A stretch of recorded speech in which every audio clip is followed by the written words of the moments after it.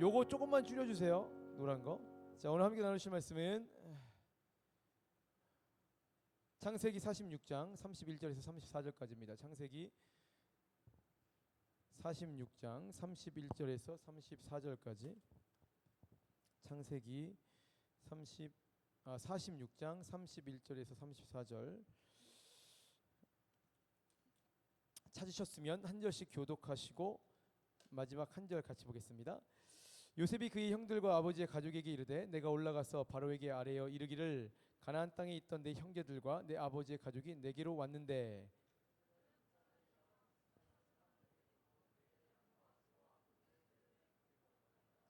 바로가 당신들을 불러서 너희의 직업이 무엇이냐 묻거든 같이요 당신들은 이르기를 주의 종들은 어렸을 때부터 지금까지 목축하는 자들이온데 우리와 우리 선조가 다 그러하나이다 하소서.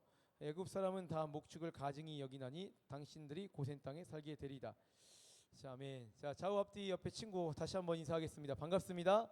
잘 오셨습니다. 처음 뵙겠습니다 할 친구는 없는 것 같고. 잘 지내셨어요? 네, 되게 지난주 그 지난주도 항상 일주일 후에 보는 건데 이번 주는 유독 되게 오랜만에 보는 것 같아요. 그렇죠?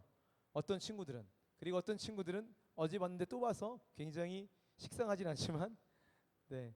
그리고 조금 놀란 게 저희가 이제 선교를 다녀왔거든요. 선교를 한 주간 이제 강원도 옥계 모르시는 분이 혹시 계실까봐 갔다 왔는데 오늘 보니까 굉장히 저분이 원래 저런 얼굴이었구나라는 새로운 사실을 깨닫게 됐습니다.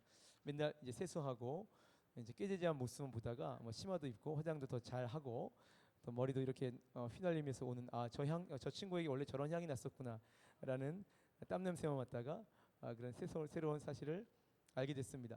그러면서 생각하는 게 우리가 어떤 모습이든 하나님께서는 우리를 그 자체로 귀하게 여기신다는 것, 그리고 우리에게 어떤 냄새, 때로는 신 냄새가 나더라도 하나님을 예비하는 그 모습이 세상에서 가장 아름다운 모습이다라는 생각을 많이 하고 오게 됐습니다.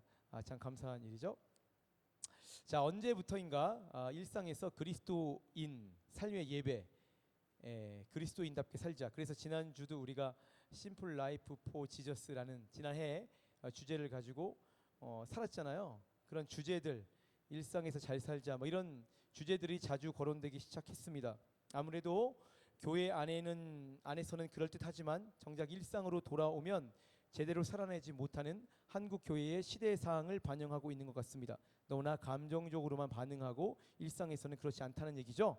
마태복음 5장에 너희는 세상의 소금이니, 세상과는 다른 구별된 소금이라는 얘기죠. 우리는 세상의 소금이니, 소금이 만일 그 맛, 세상을 변화시킬 수 있는 그리고 보존할 수 있는 어떤 것은 그 맛을 잃으면, 소금으로서의 기능을 잃으면 무엇으로 짜게 하리요? 후에는 아무 쓸데없어 다만 밖에 버려져 사람에게 밟힐 뿐이니라. 자, 사랑하는 일총ям대 여러분, 여러분은 지난 한 주 여러분이 속한 학교 그리고 직장에서 어떤 사람이셨습니까?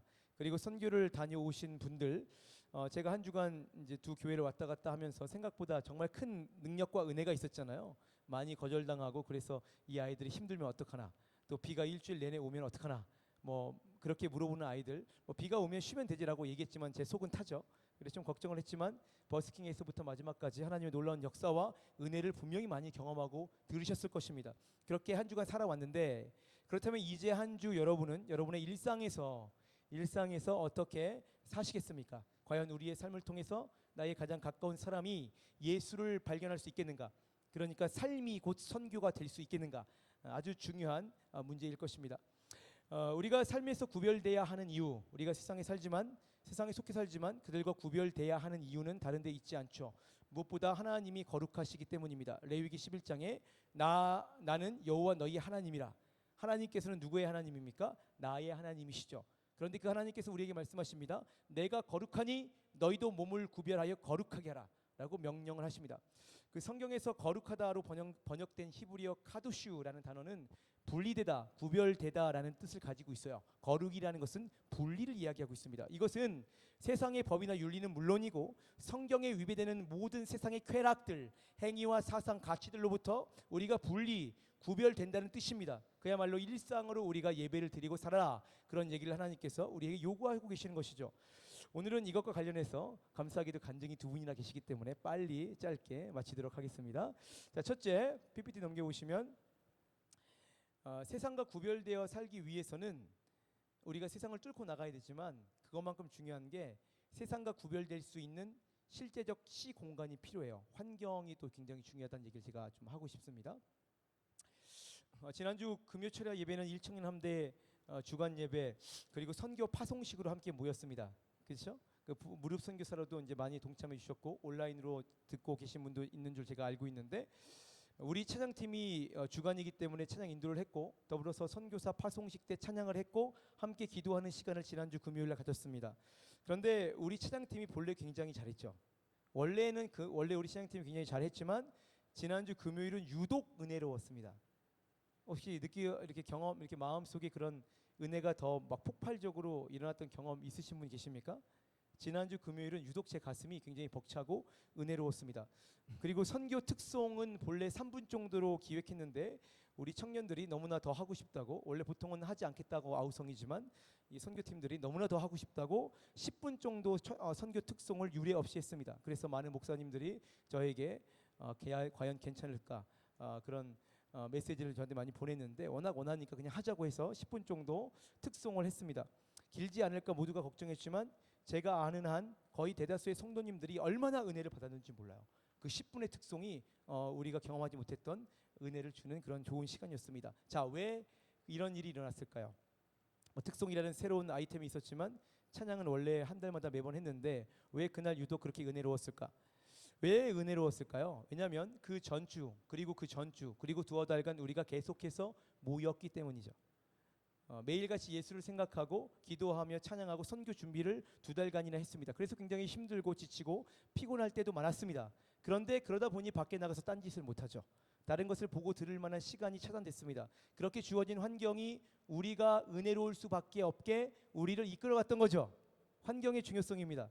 같은 맥락에서 선교나 수련회가 아무리 죽을 써도 어떻게든 그래도 은혜로울 수밖에 없는 이유는 세상과 구별되는 시간과 공간에 우리를 격리해 놓기 때문입니다.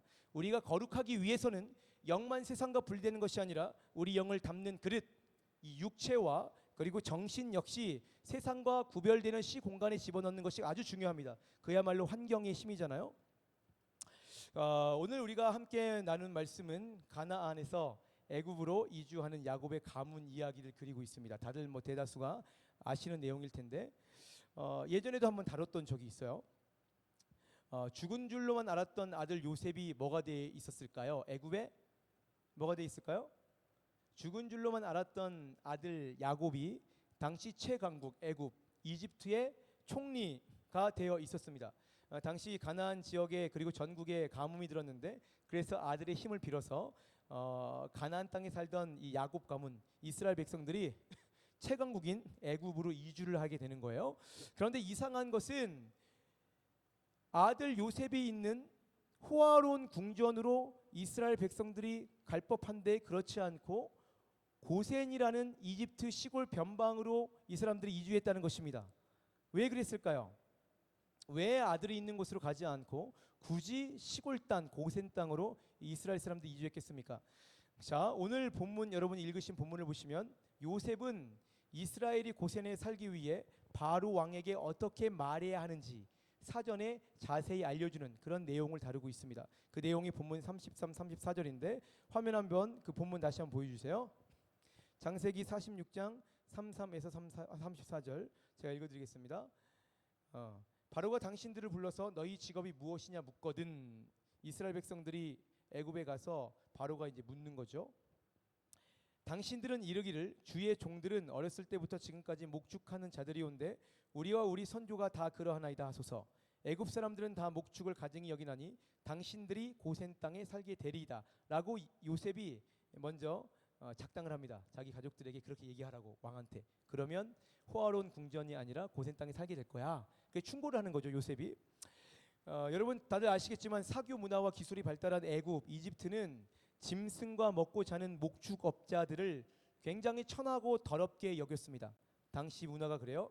그걸 너무나 잘 알고 있었던 총리 요셉은 그걸 이용해서 이스라엘을 애굽인에게서 멀리 떨어뜨려서 고센 땅에 살게 하려고 했던 거예요. 조롱과 배척을 당하면서까지도 그렇게 분리시켜 놓으려고 분리시켜서 살게 하려고 요셉이 미리 계략을 짠 거죠. 그렇다면 왜 굳이 요셉은 그렇게까지 조롱과 배척을 당하면서까지 하면서 가족들을 애굽에게서 멀어지게 했을까? 자, 첫 번째, 물리적으로 멀면 관심도 떨어지죠.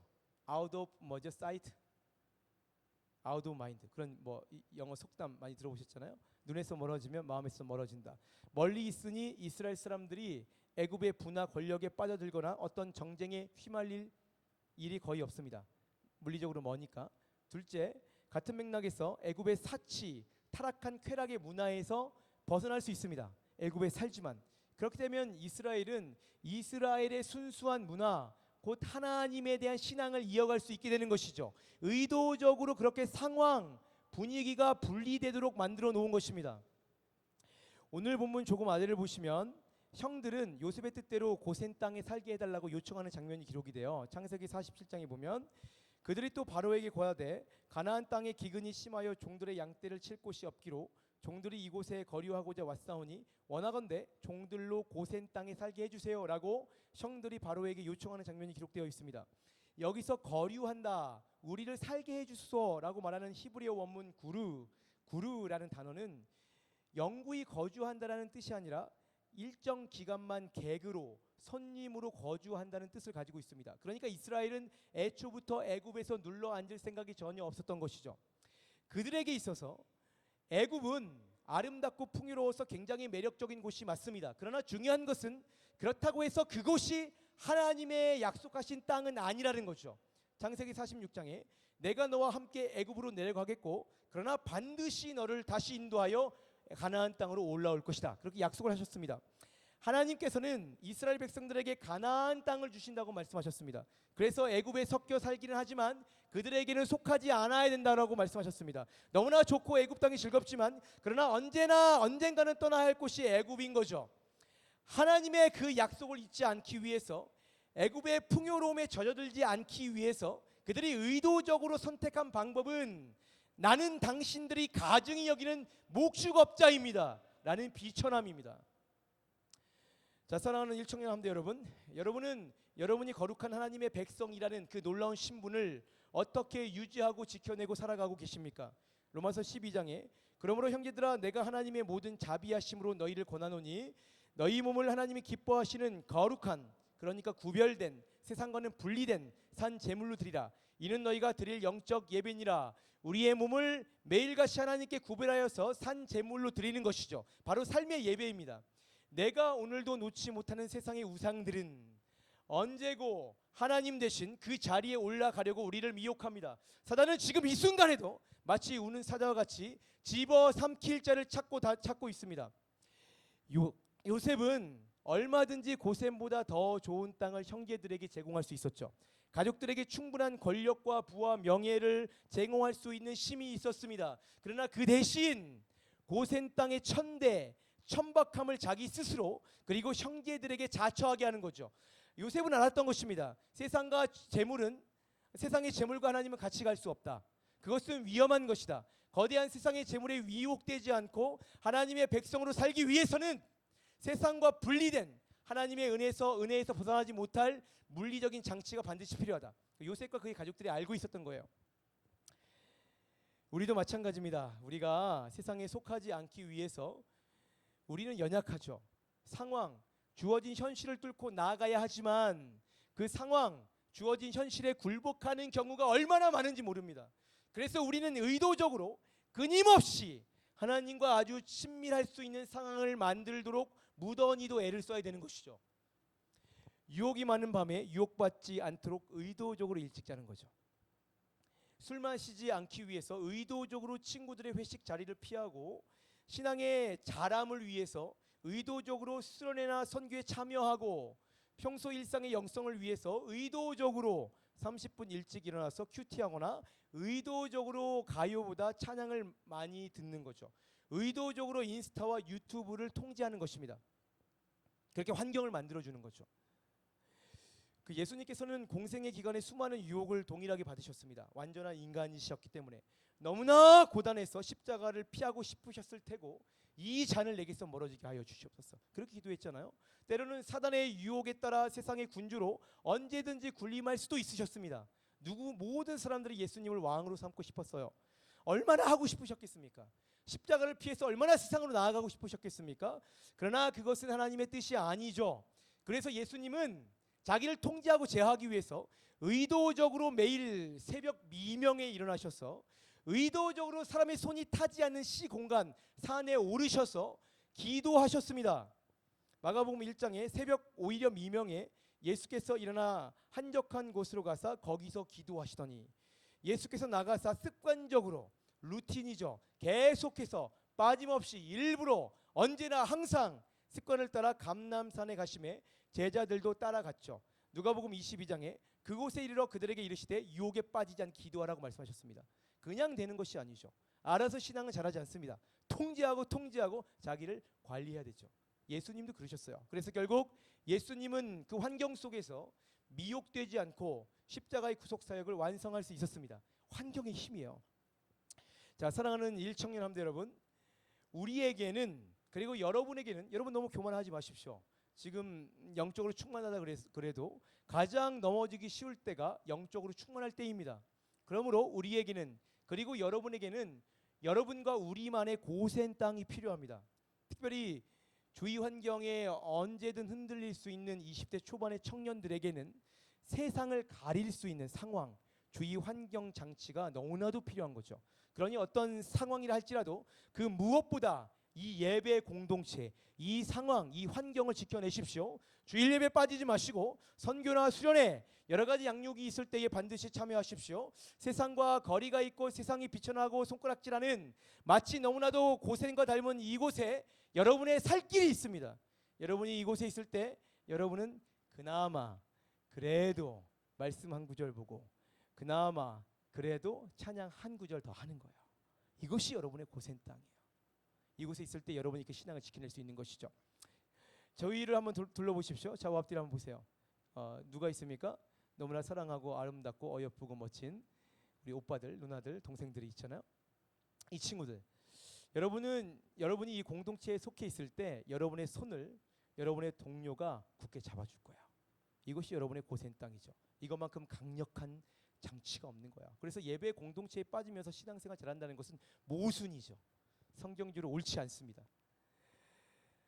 그리고 교회 밖에서 내일부터 세상으로 다시 이제 나가실 텐데 그곳에서도 여러분의 고센을 만드셔야 돼요. 의도적으로 세상과 나를 구별되게 해줄 수 있는 상황을 계속해서 개발하고 계속해서 마련해 놓으십시오. 그랬을 때 여러분은 내게 주신 이 신앙의 은혜를 지킬 수 있는 것입니다. 자, 둘째, 자긍심을 가지고 그래도 살아야 된다. 비천하지만 그 요셉의 가족들은 가증한 목축업자를 자처하면서 결국 고센 땅에 이제 실제로 거주하게 돼요. 거기서 세상에 속하지 않은 신앙 공동체를 유지해서 굉장히 이제 번성하잖아요. 그 시기가 이제 400년, 물론 어려움도 나중에 있었지만 400년 동안 지속됩니다. 우리가 그리스도인으로 살려고 애를 쓰다 보면 때로 이들처럼 천하게 여김 받을 때가 있습니다. 요즘 교회 다닌다는 것 그 자체로 사람들에게 손가락질 받기 참 쉬운 시기잖아요. 그런데도 이렇게 예배 준비한다고 20대 청년들이 나와 있고 놀랍게도 선교까지 다녀온 거죠. 그래서 선교 가기 전에 여러분들은 뭐 잘 모르겠지만 회장님하고 저하고 특히 저 혼자도 많이 그랬지만 과연 선교가 가능하겠는가라는 고민을 1월, 2월에 많이 했습니다. 1월, 2월은 또 어떤 시기였습니까? 우리가 다 가지 말라고 했는데 굳이 꺼이 가서 뭘 갔죠? 1월에 수련회를 가서 코로나 걸린 시기가 바로 1월과 2월이었습니다. 그때부터 준비해야 되니까 저 개인적으로 굉장히 고민이 많았어요. 과연 수련회가 이렇게 됐는데 선교를 진행할 수 있겠는가? 그리고 전화를 제가 미리 드렸더니 앞으로 어떻게 할지 모르지만 아마도 굉장히 힘들 거다. 많은 배척을 당할 것이고 본인들이 여기서 뭐 수십 년간 있었지만 이번 수련회가 올 수는 있지만 그러나 참 청년들이 오히려 와서 상처받고 갈 수도 있겠다라는 얘기를 저에게 해주셨습니다.